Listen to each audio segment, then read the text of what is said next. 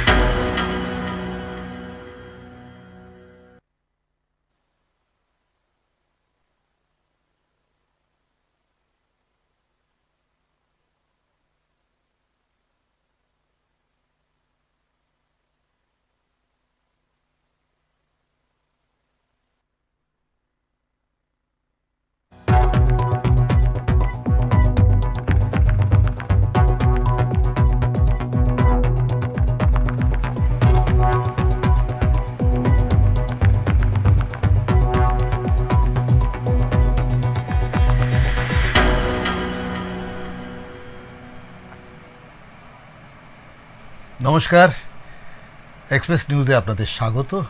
বিকেল 4টে মানেই শনিবারের এই দিনটাতে আপনাদের জন্য, বিশেষ করে আপনারা যারা অপেক্ষা করে থাকেন তাদের জন্য একটা বিশেষ বার্তা, সেটা হচ্ছে স্বাস্থ্য সচেতনতা। হ্যাঁ, আমাদের হেলথ এক্সপ্রেস এই অনুষ্ঠানের মধ্যে দিয়ে আমরা আপনাদেরকে সচেতন করি, স্বাস্থ্য নিয়ে সচেতন করি। তবে আজকে একটু ভিন্ন ধরনের। আপনারা আগে আমাদের সঙ্গে অনুষ্ঠানে ছিলেন, সেখানে অন্যান্য জটিল রোগ নিয়ে আলোচনা হয়েছে। আজকে একটু আলাদা একটু বিষয় নিয়ে আলোচনা করব। তো এই মুহূর্তে আমার সঙ্গে যিনি রয়েছেন, অর্ণব কুমার শাহ ডক্টর, নমস্কার আপনাকে। আজকে ওনাকে পেয়েছি, আর এর জন্য অবশ্যই ধন্যবাদ দেব হেলথ ওয়ার্ল্ড হসপিটাল আসানসোল। আমি যেই প্রশ্নটা করতে যাব তার আগে দর্শককে একটু বলে যাই যে আপনারা বিশেষ করে একদম যারা গর্ভবতী, যারা প্রেগনেন্ট মহিলাদের ক্ষেত্রে কিন্তু এই বার্তাটা, মানে আজকের এই অনুষ্ঠানটা ভীষণভাবে, শুধু গর্ভবতী মহিলা না, সেই পরিবারকেও বলবো সচেতনতাটা আজকে ভীষণভাবে দরকার। যে বিষয়টা নিয়ে আজকে আমরা আলোচনা করব, প্রথমেই ডাক্তারবাবুর কাছে যেটা জানতে চাইবো, আজকের আমাদের আলোচনা, যেটার জন্য আজকে আপনাকে ডেকে আনা, সেই আলোচনা বিষয়টা যদি প্রথমেই একটু খুলে বলেন। আজকে অ্যাকচুয়ালি আলোচনার বিষয়টা হচ্ছে যে অ্যান্টিনেটাল কাউন্সিলিং। মানে আমি একজন পেডিয়াট্রিক সার্জন হিসাবে অ্যান্টিনেটাল কাউন্সিলিং বলতে যেটা বুঝি, বাচ্চা যখন মায়ের পেটে থাকে তখন আমরা অবস্টেট্রিশিয়ান যাকে আপনি দেখান, স্ত্রীরোগ বিশেষজ্ঞ, সে একটা রুটিনলি প্রত্যেক অন্তর্বর্তী অনুযায়ী 3খানা ইউএসজি করিয়ে থাকে। স্পেশালি যেটা আমরা 20 সপ্তাহ থেকে 22 সপ্তাহের মাথায় যে ইউএসজিটা করি সেটাকে আমরা বলি হচ্ছে অ্যানোমালি স্ক্যান। এটা কমন টার্মে আমরা অ্যানোমালি স্ক্যানই বলে থাকি ওইটাকে। সেখানে যখন কিছু ত্রুটি বা সমস্যা দেখতে পাওয়া যায় তখন তারা কিন্তু আমাদের কাছে পেডিয়াট্রিক সার্জনের কাছে রেফার করে মাকে ও তার প্যারেন্টস, আপকামিং প্যারেন্টসদের, যে কিছু পরামর্শ দেওয়ার জন্য। তো আজকের টপিকটা অ্যাকচুয়ালি মেনলি এই অ্যান্টিনেটাল কাউন্সিলিংয়ের ওপরেই। একদম যেটা হচ্ছে, যেটা নিয়ে আপনার কাছে প্রশ্ন, ভ্রূণের হাইড্রোফ্রোনিসিস কি এবং মানে প্রসব পূর্বে অবস্থায় এটি কিভাবে শনাক্ত করা, মানে কিভাবে বোঝা যাবে এটা? ভ্রূণ বলতে আমরা যেটা ইংলিশে বা মেডিকেল টার্মে বুঝি ফিটাল। আর হাইড্রোনেফ্রোসিস কথাটার মানেই হচ্ছে আমাদের সবার শরীরে, মানুষের শরীরে 2টো কিডনি থাকে। সে কিডনির একটা মাংস থাকে যেখান থেকে প্রতিনিয়ত প্রত্যেক মুহূর্তে, প্রত্যেক মিনিটে পেচ্ছাপ তৈরি হয়। আর সেই পেচ্ছাপ তৈরিটা শুরু হয়ে যায় মায়ের পেটে 12 সপ্তাহ থেকে 13 সপ্তাহ পর থেকেই পুরো কিডনিটা ডেভেলপ করে যায়, তারপরেই শুরু হয়ে যায়। আর মায়ের পেটে আমরা জল যেটা বুঝি, সেই জলটা কিন্তু বাচ্চার পেচ্ছাপের থেকেই আসে 20 সপ্তাহ পর থেকে মেনলি। সেই জন্য 20 সপ্তাহ পরের ইউএসজিটা খুব ইম্পর্টেন্ট, তার আগের ইউএসজিতে আমরা কিছু বলতে পারি না। আর হাইড্রোনেফ্রোসিস কথাটা মানে হচ্ছে কিডনির পরে যেখানে পেচ্ছাপটা স্টোর হয়, রিজার্ভারটা, সেটাকে আমরা পেলভিস বলি। সেই পেলভিসের থেকে নিচে একটা নলি নেমে যেটা আমাদের পেচ্ছাপের থলিতে আসে সেটাকে ইউরেটার বলি। এই পুরো রাস্তাটার মধ্যে কোথাও যদি কোনো ব্লকেজ থাকে জন্মগত, তখনই কিন্তু আপনার ওই থলিটার মধ্যে ইউরিন জমতে জমতে ওটা বড় আকার ধারণ করবে। একটা বেলুনের মধ্যে জল যদি বাড়তে থাকে যেরকম দেখতে হয়, সেটাকে আমরা মেডিকেল ভাষায় হাইড্রোনেফ্রোসিস বলে থাকি। এবং এটা বোধহয় বোঝাও যায়, উপর থেকে বোঝাও যায়, কারণ ফুলে থাকে, অনেকটা ফুলে থাকে। হ্যাঁ, যদি সেরম বড় হয় তাহলে কিন্তু বাচ্চা জন্মের পরই এত বড় একটা পেটের মধ্যে গোলাকার পিণ্ড নিয়ে আসে। একদম। আরেকটা বিষয় ভীষণ গুরুত্বপূর্ণ, যে জন্মের আগে কি করে নির্ণয় করার এই যে পদ্ধতি, সেখানে একজন পিডিয়াট্রিক ডাক্তার হিসেবে কি ভূমিকা থাকে? অ্যাকচুয়ালি যে 20 সপ্তাহের মাথায় যে আল্ট্রাসোনোগ্রাফিটা হয়, সেখানে মেনলি যে সোনোলজিস্ট বা রেডিওলজিস্ট যে আল্ট্রাসোনোগ্রাফিটা করছে, সে দুটো কিডনির ওপরে ডিটেলসে কমেন্টস দেয় যে হাইড্রোনেফ্রোসিস, আর কিছু কিছু কোয়ান্টিটেটিভ প্যারামিটার্স আছে যেটা সাইজের ওপর ডিপেন্ড করে আমরা বলি যে বাচ্চাটার এই সপ্তাহে হাইড্রোনেফ্রোসিস আছে বা নেই, আর তার ট্রিটমেন্ট বা তার ফলো আপ বা তার অ্যাডভাইস টু দ্য প্যারেন্টস সেরকমভাবে আমরা দিয়ে থাকি। একদম। আমি আরেকটা প্রশ্ন যেটা যাব, যে যাদের ধরুন এরকম জটিলতা নিয়ে জন্ম নিল আর কি, যে বাচ্চাটা জন্ম নেওয়ার পরে সেই বাচ্চাটার অস্ত্রোপচারের একটা গুরুত্বপূর্ণ, এটার একমাত্র ট্রিটমেন্ট বোধহয় অস্ত্রোপচার। হ্যাঁ, এটা সেখানে বলে রাখা ভালো যে হাইড্রোনেফ্রোসিস থাকলেই যে বাচ্চার অপারেশন লাগবে সেটা কিন্তু ব্যাপার না, কেননা অ্যাকর্ডিং টু লিটারেচার 70% থেকে 80% বাচ্চা যাটার ভ্রূণের মধ্যে হাইড্রোনেফ্রোসিস দেখা যায়, সেটা কিন্তু জন্মের পরে কিছু মাসের মধ্যে নর্মাল বিলীন হয়ে যায়। তো ইমিডিয়েটলি আমরা জন্মের পর অপারেশনটা করি না, কিছু স্পেশাল সার্কামস্ট্যান্সেস ছাড়া। তাছাড়া কিন্তু আমরা আগে ইনভেস্টিগেট করি, ভালো করে বুঝি যে আদৌ এটা অপারেশন দরকার না, ওটা এমনি ফুলেছিল, ওটা ঠিক হয়ে যাবে, তার উপর আমরা ডিসিশন নিই বা দিই বাড়ির লোককে যে অপারেশন লাগবে কি লাগবে না। মানে আপনি বলতে চাইছেন একটা দীর্ঘ পর্যবেক্ষণের অ্যাটলিস্ট কয়েক 2-3 মাস সময়, তো 2-3 মাস সময়। তার মানে এই সময়টা ভীষণভাবে যেটা করতে হবে সেটা যে ডাক্তারদের সঙ্গে পর্যবেক্ষণে, চিকিৎসকের পর্যবেক্ষণে রাখার ভীষণ দরকার। আরেকটা যেটা জানবো, যাদের এটা কি দীর্ঘমেয়াদী সম্ভব না, এটা অল্প সময়? মানে যদি আপনার ডিপেন্ড করছে যে কোন জায়গায় ব্লকেজ, তার উপর ডিপেন্ড করে যে এটা একটা অপারেশন দিয়ে হবে, দুটো অপারেশন দিয়ে হবে, বা অনেক দিন লম্বা ফলো আপ লাগবে, তার উপর ডিপেন্ড করে। বাট একটা সার্জারি দিয়েও হয়ে যায়, কিন্তু অনেক সময় মাল্টিপল সার্জারিজও লাগে। আচ্ছা, মানে মাল্টিপল সার্জারিও হতে পারে। আচ্ছা, এই রোগের কি চিকিৎসা কি, অ্যাকচুয়ালি চিকিৎসা বলে কি কিছু আছে না, এই রোগ অপারেশন একমাত্র? প্রথম কথা হচ্ছে, তো এটা তো আমরা অ্যাজ এ পেডিয়াট্রিক সার্জন আমরা ওটাকে রোগ বলিই না। একদম ঠিক আছে। রোগ মানেই হচ্ছে যেটা জন্মের পরে হয়ে থাকে মানুষের। তো এটা একটা জন্মগত ত্রুটি বা ডেভেলপমেন্টাল অ্যানোমালি আমরা বলি ওটাকে, যে মায়ের পেটে যখন প্রত্যেকটা শিশু যখন বেড়ে ওঠে, তার কিছু জেনেটিক সমস্যা বা কিছু থাকলে সেটাতে কিছু কিছু ডিস্টার্ব থাকে, তো সেই ক্ষেত্রে যে ত্রুটিগুলো হয় সেটাকে আমরা ত্রুটি বলি। আর অ্যাকচুয়ালি যদি ত্রুটিটা থাকে, সার্জারি ছাড়া কিন্তু আর কোনো উপায় নেই। একদম, তার মানে একদম পরিষ্কার যারা দর্শক আছেন। তবে এটা ভয় পাওয়ার সেরকম কিছু নেই না, ভয় পাওয়ার কিছু নেই, কিন্তু আপনাকে এটাও বুঝতে হবে যে এত ছোট বাচ্চা, যেটা মেনলি আমাদের কাছে আসে, স্যার আমার বাচ্চার 1 মাস বয়স, এত ছোট বাচ্চার অপারেশন কি করে হবে, এরকম কোনো ব্যাপার না। আমরা একদিনের বাচ্চারও অপারেশন করি। আপনাকে বুঝতে হবে ডাক্তারবাবু যখন আপনাকে বলছে অপারেশনের কথা, বা আপনি যখন পিডিয়াট্রিক সার্জনের কাছে এসছেন, তার মানে কিন্তু তার অপারেশনটা জরুরি। সেটাকে ডেনায়ালে থাকলে আপনার বাচ্চারই কিন্তু ক্ষতি হওয়ার সম্ভাবনাটা বেশি। একদম।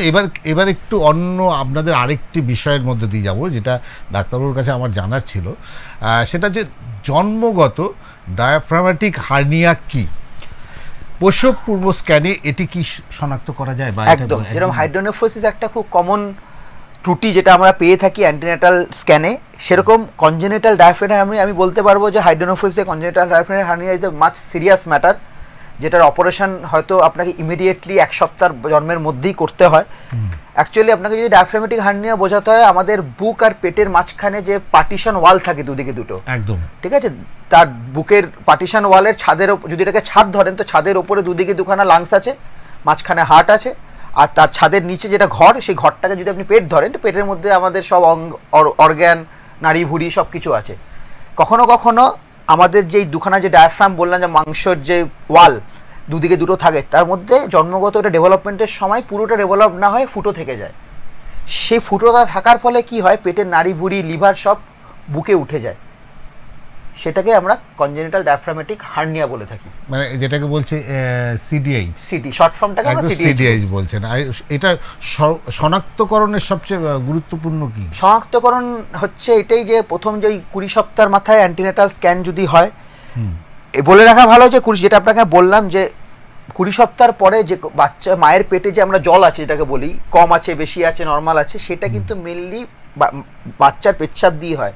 কারো যদি পেচ্ছাপের রাস্তার কোনো সমস্যা থাকে, যেমন হাইড্রোনেফ্রোসিস, সে তাহলে বাচ্চা পেচ্ছাপ কম করবে, তার মায়ের পেটে জল কম হবে। আর সিমিলারলি যদি কারো খাদ্যনালী বা এরকম যার মানে গিলতে সমস্যা হচ্ছে, যেহেতু নাড়ি ভুড়ি সব পেটের উপর উঠে গেছে, তো গিলতে সমস্যা হয়, সেক্ষেত্রে কিন্তু সে বাচ্চা যখন যখন পেটের মাঝখান মধ্যে আছে, সেই জলটা ঠিক করে খেতে পারে না, তো তখন কিন্তু জলটা বেশি থাকে। তো প্রথম আমরা ডাউট করি এটা দিয়ে, যে জল কম আছে না জল বেশি আছে। জল যদি কম থাকে পেটে মায়ের, তার মানে বুঝতে হবে যে বাচ্চার কিডনি রিলেটেড কিছু সমস্যা আছে। জল যদি বেশি থাকে তার মানে বুঝতে হবে বাচ্চার নাড়ি ভুড়ি বা ডায়াফ্রাম রিলেটেড কিছু সমস্যা আছে।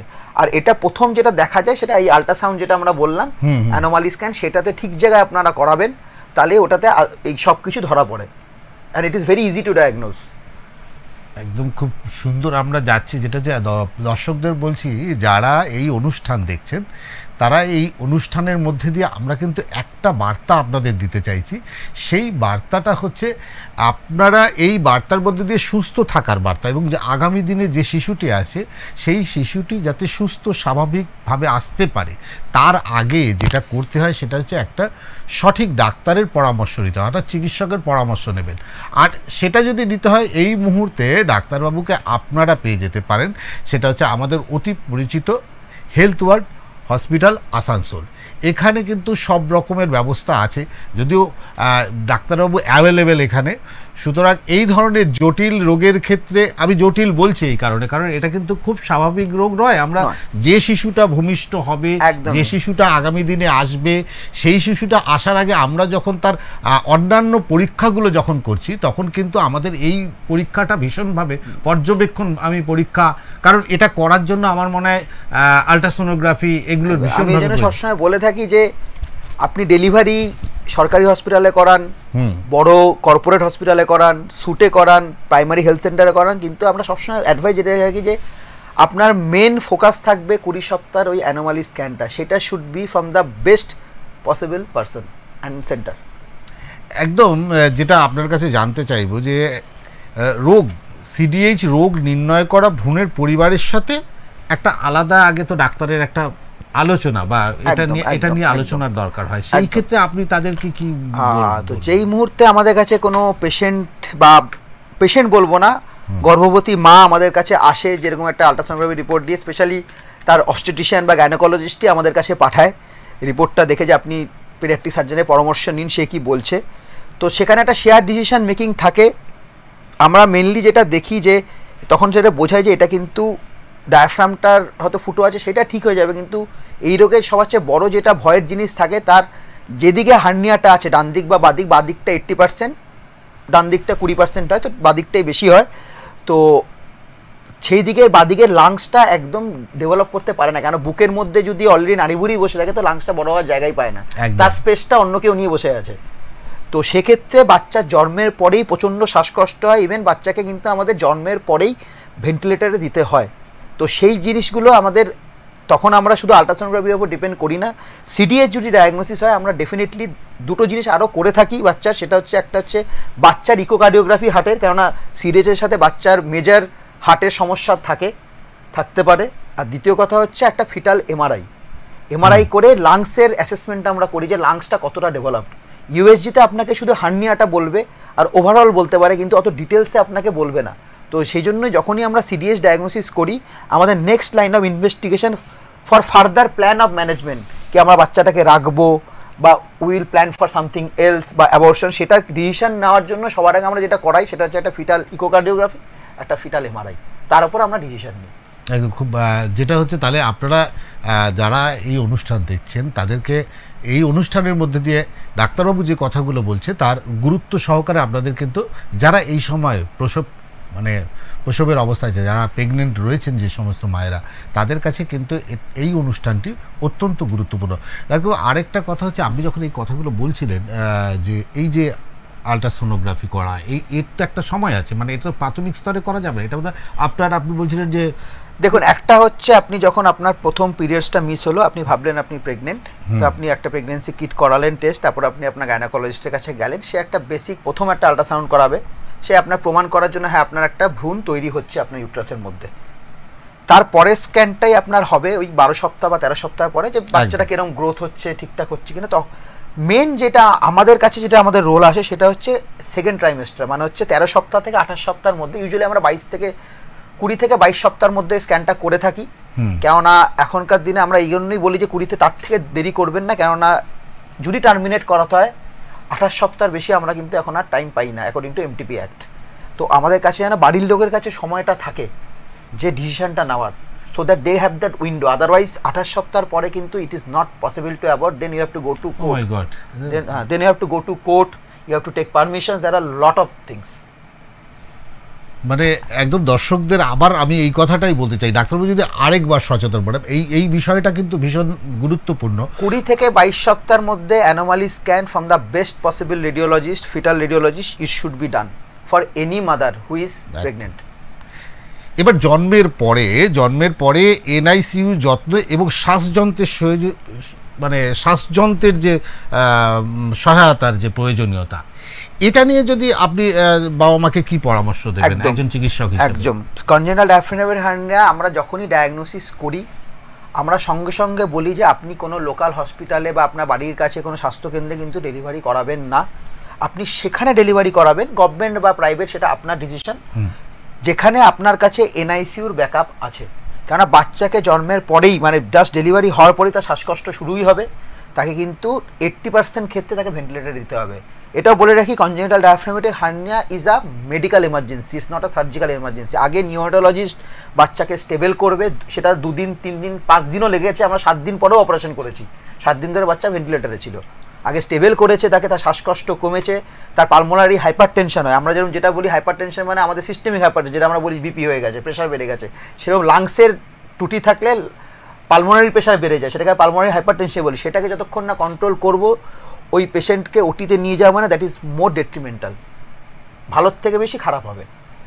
একদম মানে আগে বাচ্চাকে স্টেবল করে আমরা ব্লাড প্যারামিটারস দেখি, গ্যাস প্যারামিটারস দেখি, দেখে আমরা ডিসিশন করি না এবার বাচ্চা রেডি অপারেশনের জন্য।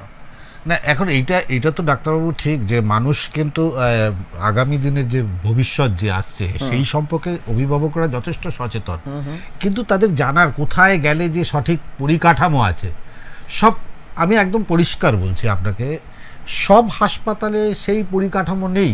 আমি একদম দায়িত্ব নিয়ে বলতে পারি, একদম আমাদের গ্রামাঞ্চলের যে সমস্ত নার্সিং হোমের নাম করে যেগুলো পোস্টার দেওয়া রয়েছে সেখানে কিন্তু আপনি যেই পরিকাঠামোর কথা বলছেন সেই পরিকাঠামোগুলো কিন্তু নেই। এক ভাষায় বলতে গেলে আপনাকে টারশিয়ারি কেয়ার হসপিটালে যেতে হবে।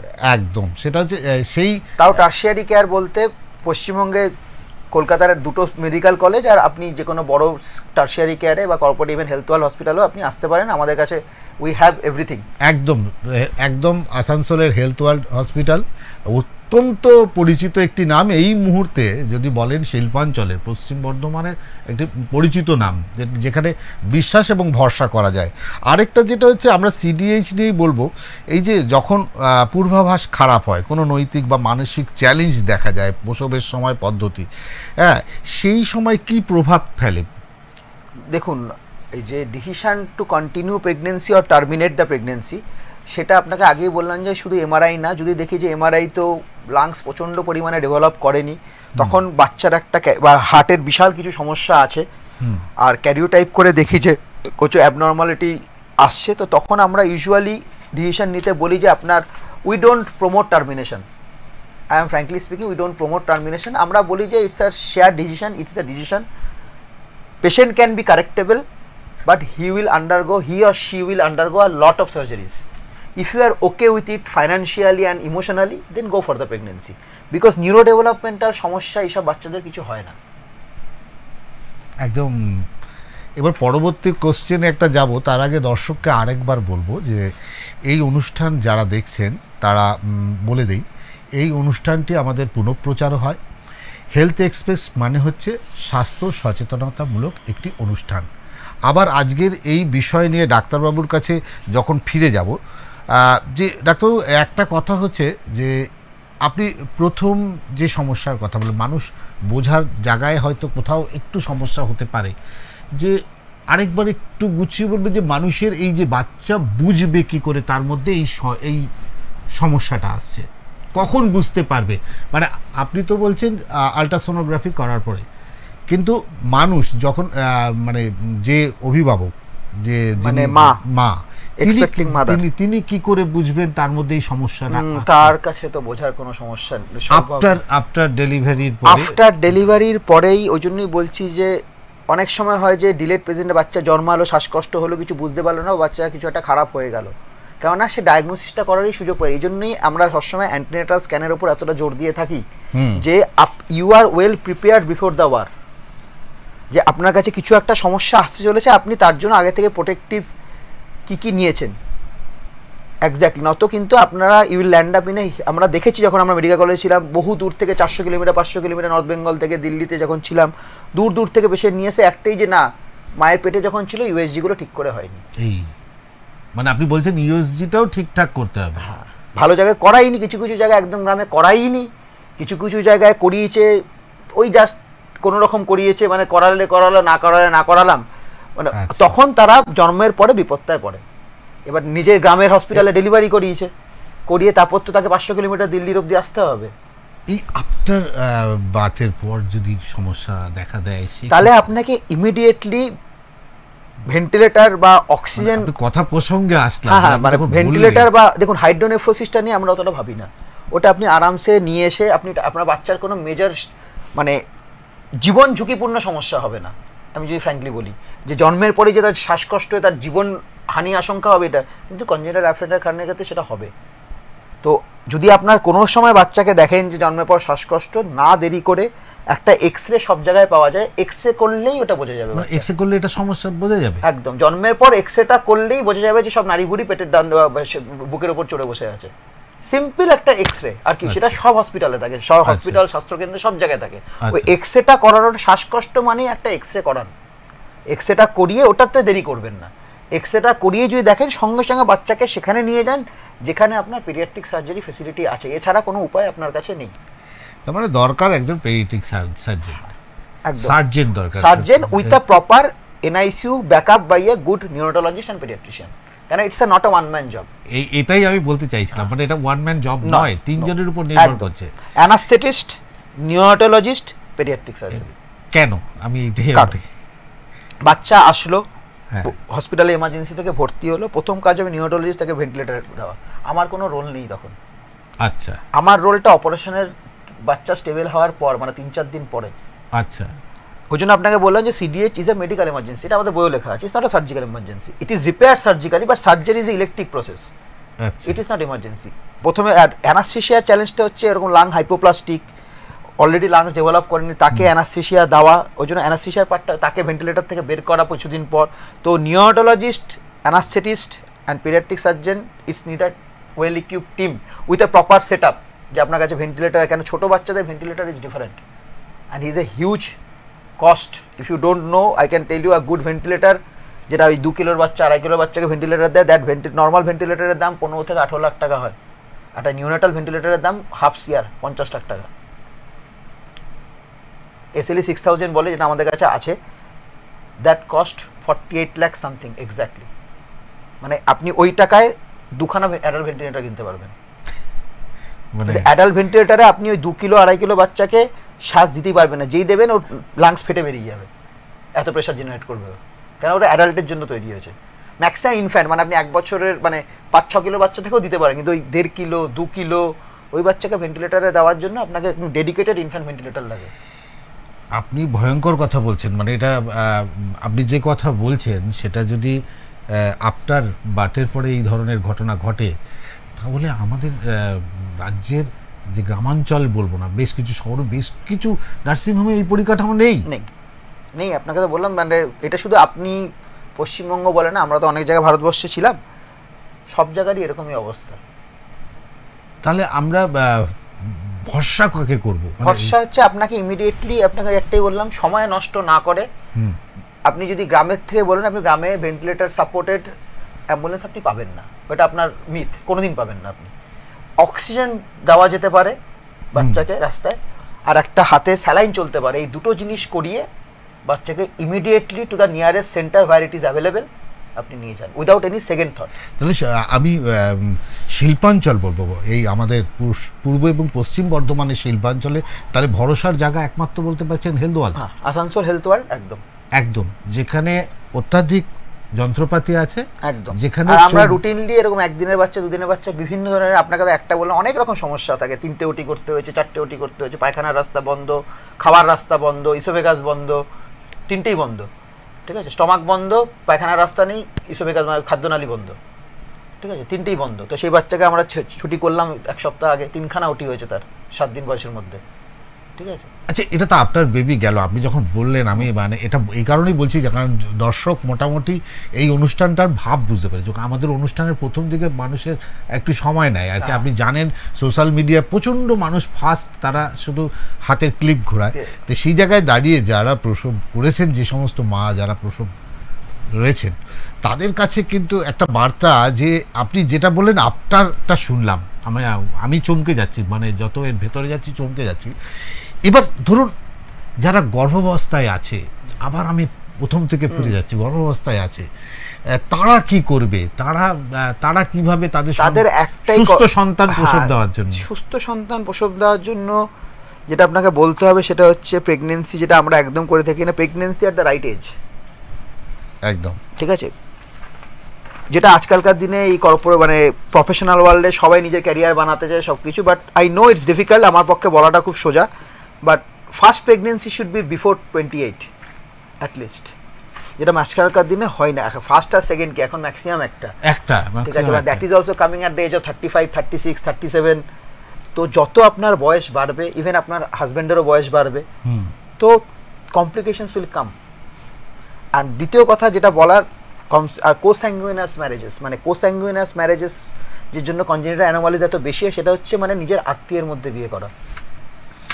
ইট should not be done, absolutely no. আপনি বলছেন একদম, কেন এরকম কেন বলছেন? বিকজ দ্যাট জেনেটিক পুল যেটা আপনার আসছে, ধরুন আপনার কোনো দুঃসম্পর্ক আত্মীয়ের সাথে আপনি বিয়ে করলেন, একটা কমন লিনিয়েজ আছে যে আপনার দাদু, ঠাকুরদা, পরদাদু, সেই কমন জিনের যে মানে ত্রুটিগুলো সেটা কিন্তু পাস হচ্ছে। আমরা যদি জেনেটিক্সের ভাষায়, জেনেটিক যেটা বলতে জেনেটিক, হ্যাঁ জেনেটিক্স আপনার সেই পরম দাদু থেকে আপনার ওয়াইফের কাছেও পাস হয়েছে, আপনার কাছেও পাস হয়েছে। এবার আমরা যেটাকে বলে থাকি জেনেটিক রোগগুলো দুই রকম হয়, অটোজোমাল রিসেসিভ আর ডমিনেন্ট। এবার হয়তো রিসেসিভ আপনার মধ্যে আছে, আপনার মধ্যে রোগটা, আপনার মধ্যে এমন অনেক কিছু রোগ আছে যেটা আপনার মধ্যে প্রকাশ পায়নি, কারণ হচ্ছে এটা রিসেসিভই রয়েছে। আমার মধ্যে অনেক কিছু রোগ আছে জিনের মধ্যে যেটা রিসেসিভ আছে, এবার যখনই দুটো রিসেসিভ জিন একসাথে চলে আসবে সেটা হয়ে যাবে ডমিনেন্ট, তখন এটা প্রকাশ পাবে। খুব চমকপ্রদ ব্যাপার আসলে। সেই কারণে আমরা বলি আত্মীয়ের মধ্যে বিয়ে করতে না, দুটো রিসেসিভ জিন যখনই একসাথে ফার্টিলাইজড হয়ে একসাথে একটা হিউম্যান বিং এর মধ্যে আসলো, দেন দ্যাট ডিজিজ উইল ম্যানিফেস্ট। একদম টোটালটাই কিন্তু বিজ্ঞান ভিত্তিক কথাবার্তা, এখানে কোনো বিজ্ঞান ছাড়া কথা হচ্ছে না সত্যি। যার কারণে বোধহয় আমাদের পূর্ববর্তী উত্তরসূরিরা এই একই পরিবারের মধ্যে বিয়েটাকে কোনোভাবেই মেনে নিতেন না, এটাই একটা বড় দিন। এবার আমরা যেটা যাব সেটা হচ্ছে যে কথাটা নিয়ে আমি একটা প্রসঙ্গে যখন ডাক্তারবাবুর সঙ্গে কথা বলছিলাম যে রোগটা কী এবং কিভাবে হয়, সেটা নিয়ে যখন ডাক্তারবাবু একটা ছবির মতো আমাকে দেখাতে চাইছিল, আমিও চেষ্টা করবো আপনাদের সেই ছবিটা এই অনুষ্ঠানের মধ্যে দিয়ে দেখাবার। তবে ডাক্তারবাবুকে আবার বলছি যে রোগটা কি, যেটা নিয়ে কেন দর্শক খুব উৎসাহী হয়ে পড়েছে, কারণ আমরা এমন একটা জায়গায় পর্যায়ে চলে গেছি, তাদের কাছে কিন্তু এটা ভীষণভাবে ইন্টারেস্টেড হচ্ছে।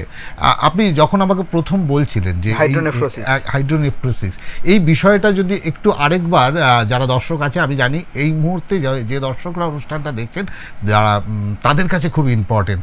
আমিও আজকে আপনাদের এখানে এই অনুষ্ঠানের মধ্যে থেকে, কেন আগামী প্রজন্ম যে সন্তানটা পৃথিবীতে আসছে, সেই সন্তানটা যেন সুস্থ এবং স্বাভাবিকভাবে আসে, তার জন্যই কিন্তু আজকের এই অনুষ্ঠান।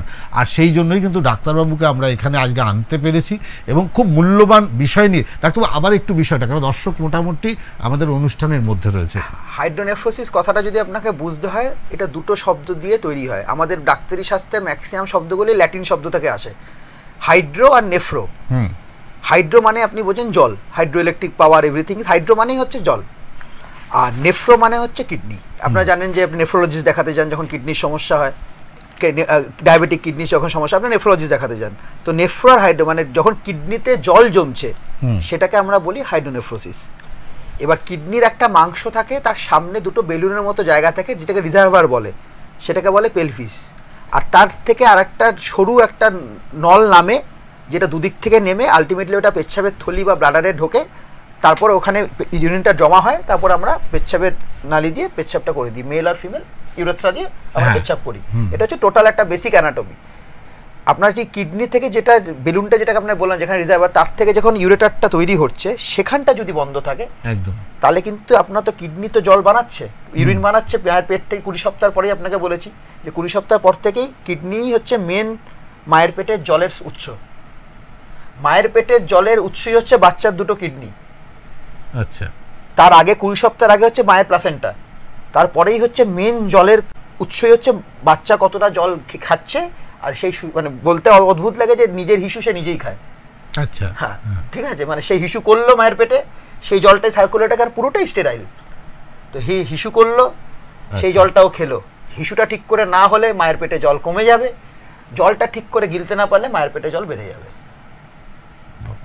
ঠিক আছে, তো সেই থেকে আমরা ইনিশিয়াল বুঝি যে সমস্যাটা কোন জায়গায়। যেটা আপনাকে বলছি হাইড্রোনেফ্রোসিস যদি কিডনির ওখানে বন্ধ থাকে তাহলে কিন্তু মায়ের পেটে জলটাও কমতে পারে, অনেক সময় নাও কমতে পারে, কিন্তু আস্তে আস্তে ওই হাইড্রোনেফ্রোসিস কিডনিটা বড় হতে থাকে, ওটা চাপ দেবে, আস্তে আস্তে সেই কিডনিটা কিন্তু খারাপ হতে থাকবে।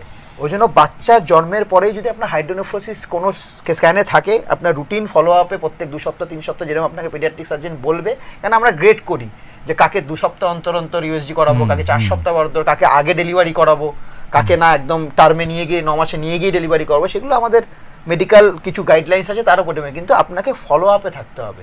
আর জন্মের পরেই ইমিডিয়েটলি আফটার জন্ম পেডিয়াট্রিক সার্জনের কাছে যাবেন।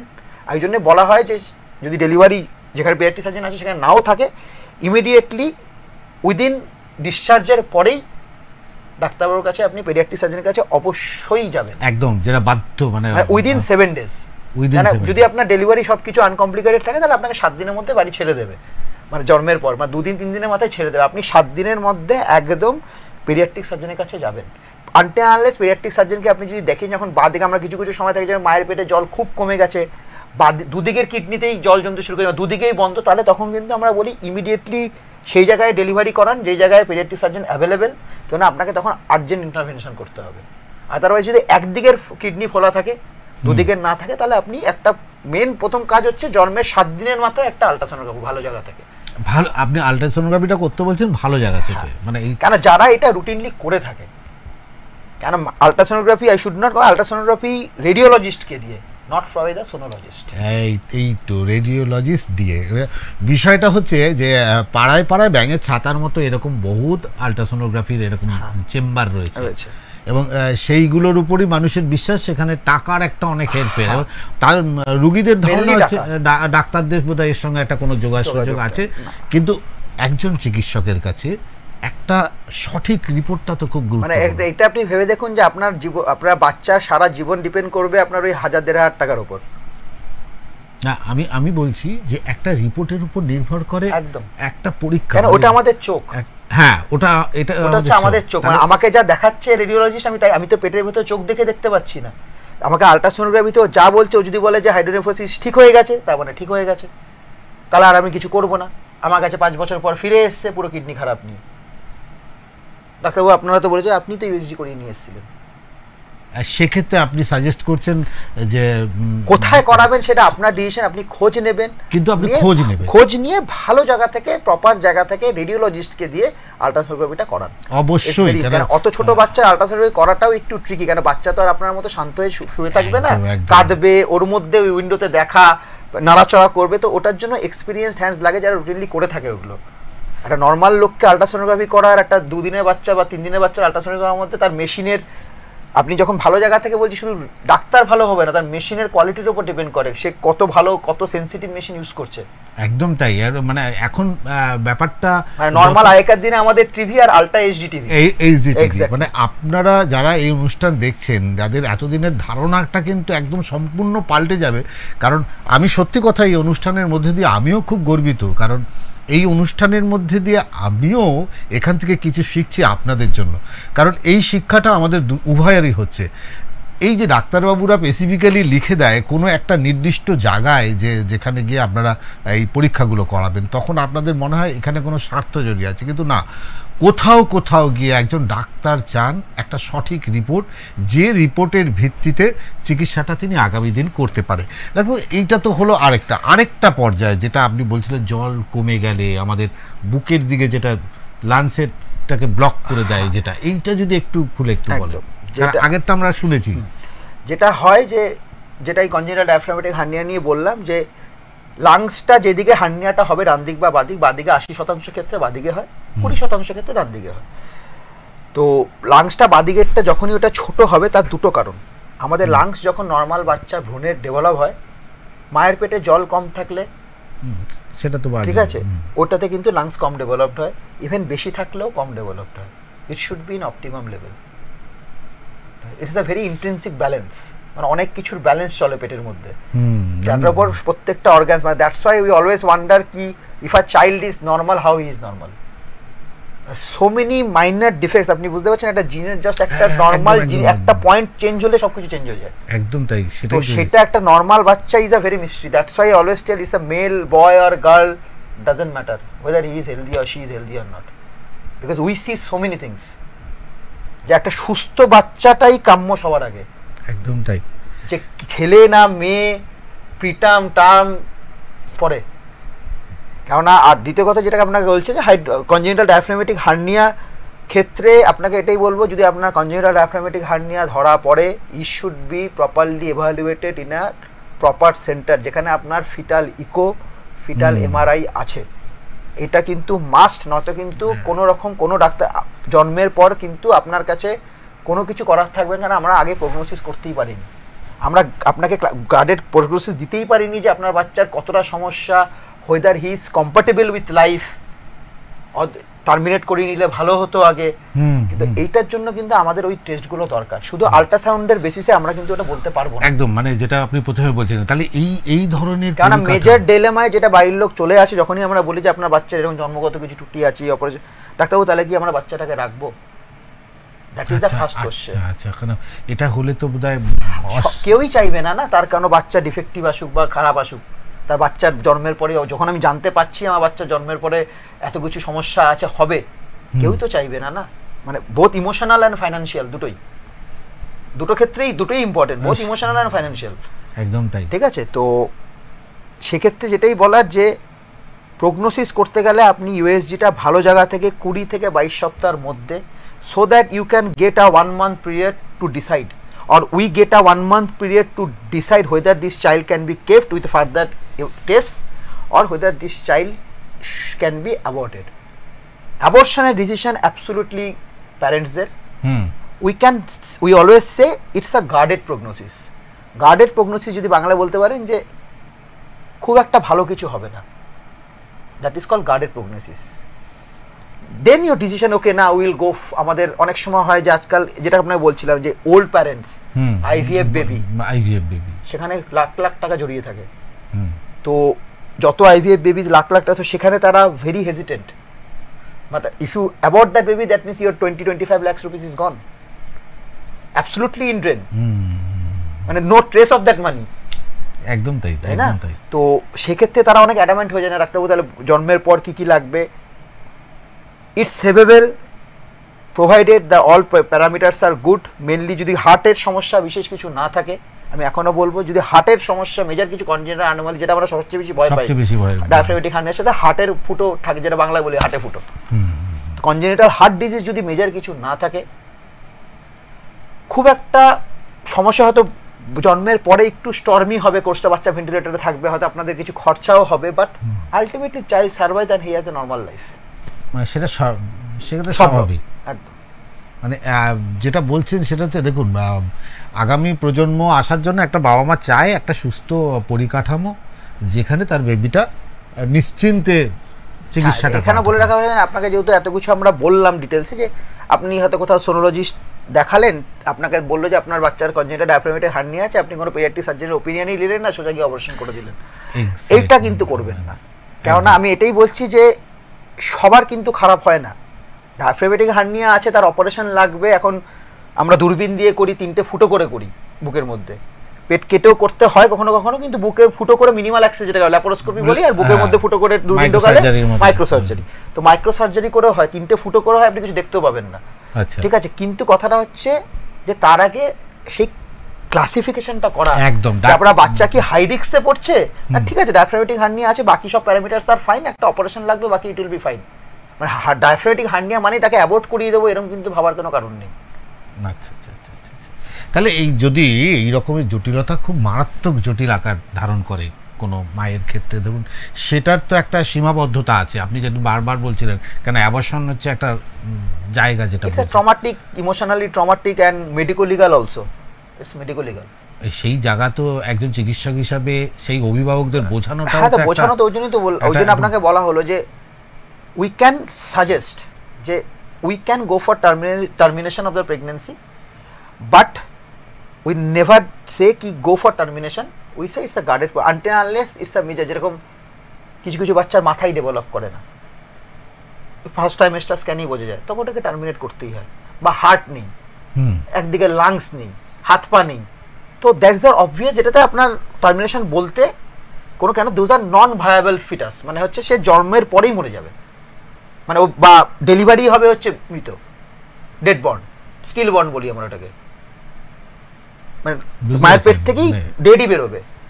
সেক্ষেত্রে আমরা টার্মিনেশন একদম ক্লিয়ারলি লিখে দিই, but we can see that this child will be delivered, she will have some medical problem or surgical problem, but she will not die or he will not die immediately. So we cannot tell until unless it's a very life মানে হার্টে বিশাল সমস্যা আছে যে ঠিক আছে, otherwise no, we never promote termination, no. Time period আর danger period, এই দুটোকে আপনি কিভাবে ভাগ করছেন?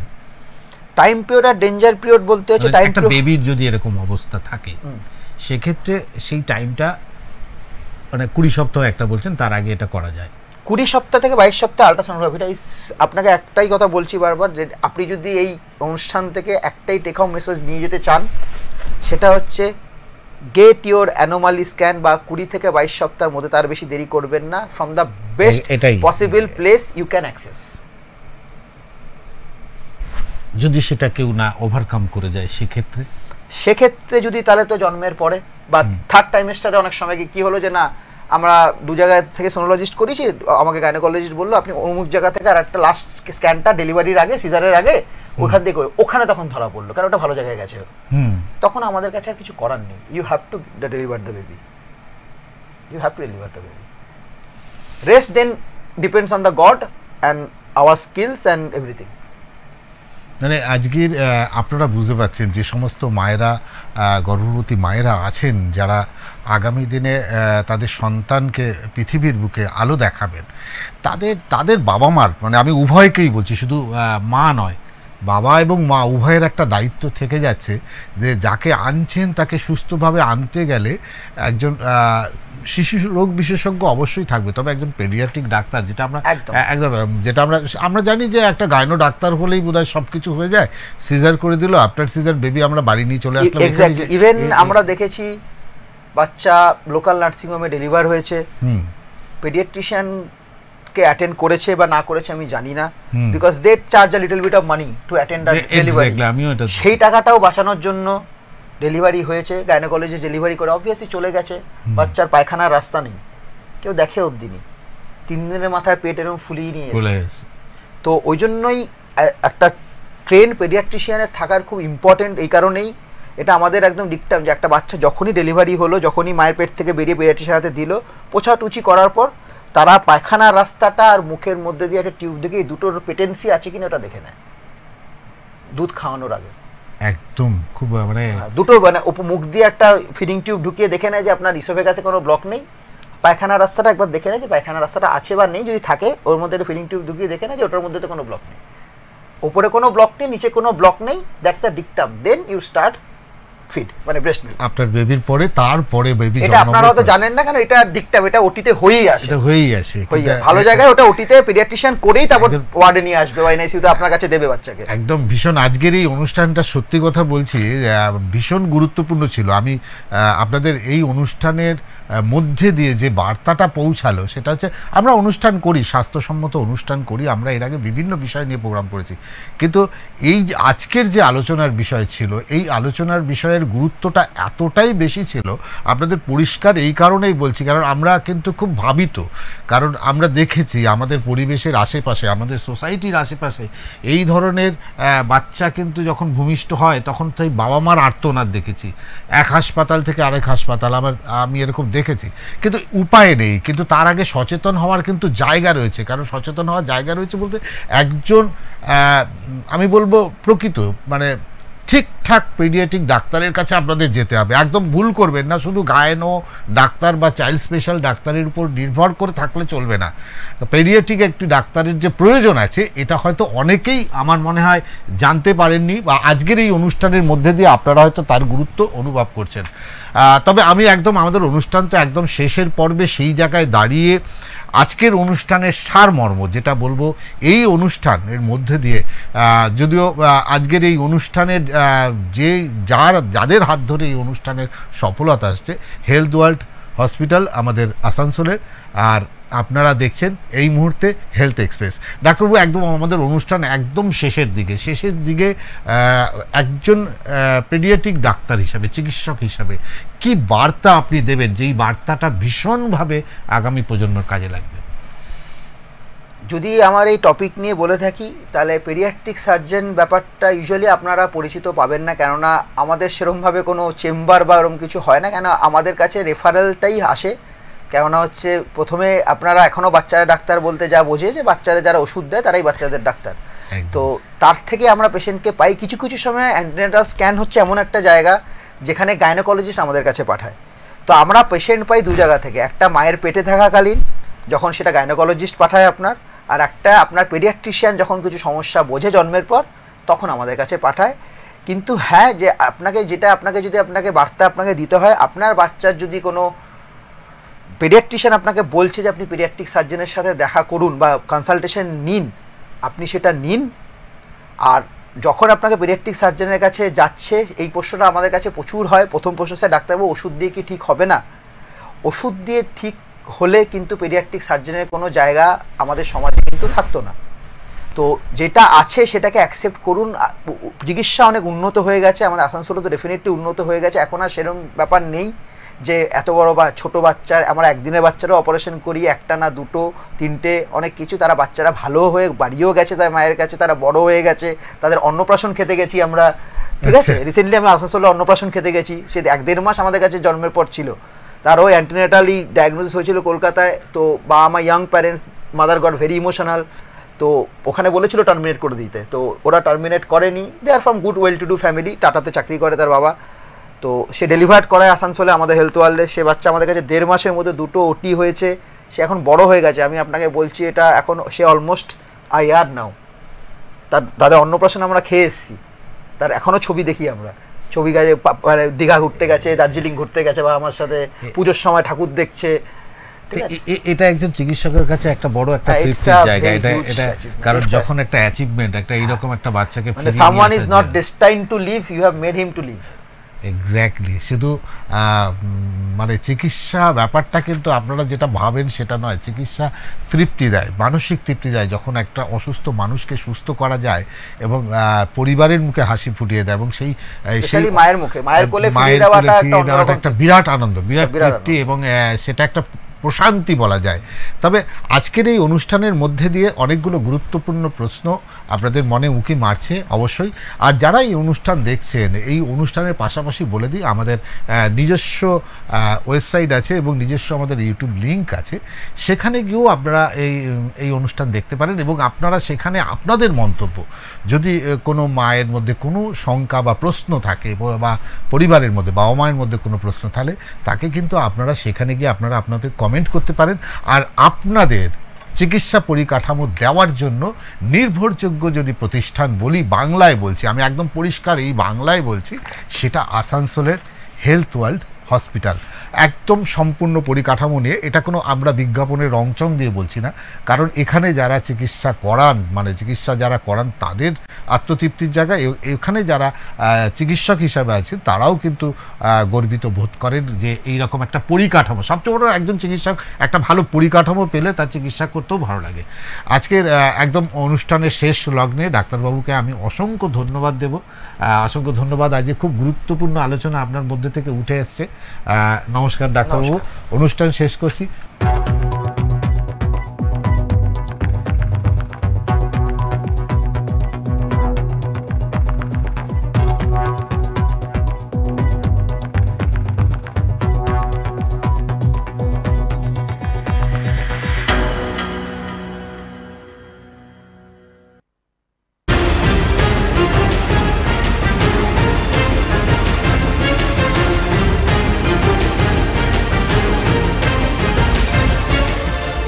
এই হলো ডেডলাইন কমিউনিকেশনস প্রাইভেট লিমিটেড। আপনারা দেখছেন এক্সপ্রেস নিউজ, খবর নেয়, খবর দেয়।